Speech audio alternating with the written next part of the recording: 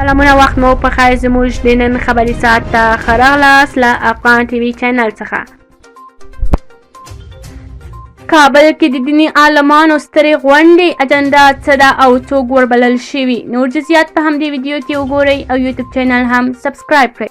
افغانستان کې د طالبانو حکومت وایي چې نږدې راتلونکي کې په پلازمینه کابل د دیني عالمانو او قومي غونډې جوړوي.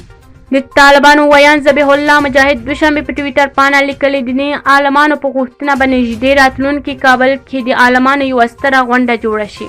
نوموړی زیاتوي په دې غونډه کې د افغانستان له ټولو ولایتونو او ولسوالیو څخه ګڼ شمېر دیني عالمان او قومي ګډون وکړي.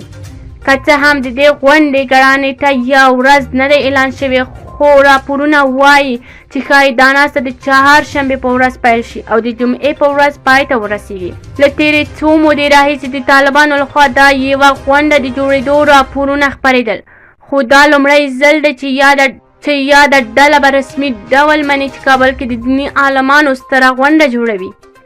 طالبانو که څه هم په دې اړه څه نه دي ویلي چې یادې غونډې کې څوک ګډون کوي، خو بي بي سي یو شمېر هغو کسانو سره خبرې کړې دي چې دې غونډې ته وربلل شوي دي.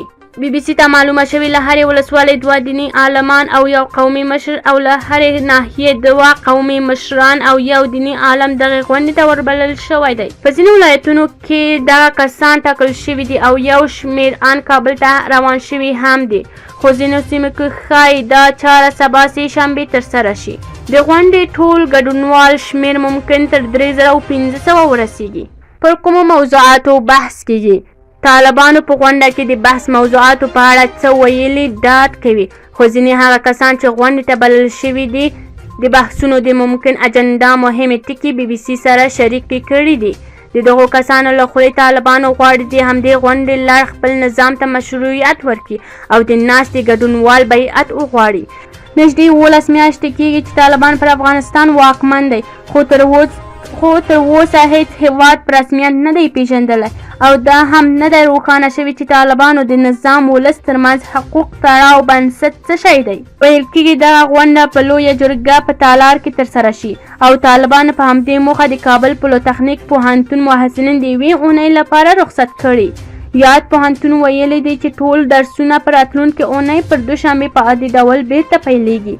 وړاندې د طالبانو لومړی وزیر ملا محمد حسین له ادرس هم د یوه مکتوب خپور شوی و چې پکې راغلی و کندهار کې د ملا هیبت الله اخندزاده په مشر د وزیرانو غونډې کې پریکړه وشوه چې د هیواد په کچه د عالمانو ستره غونډه جوړه شي او د جوړولو چارې د ملا برادر په مشر کمیسیون ته سپارل شوی دی. که چېرې زموږ یوټیوب چینل مو نوي لایک او سبسکرایب کړئ نو حتما یې لایک او سبسکرایب کړئ.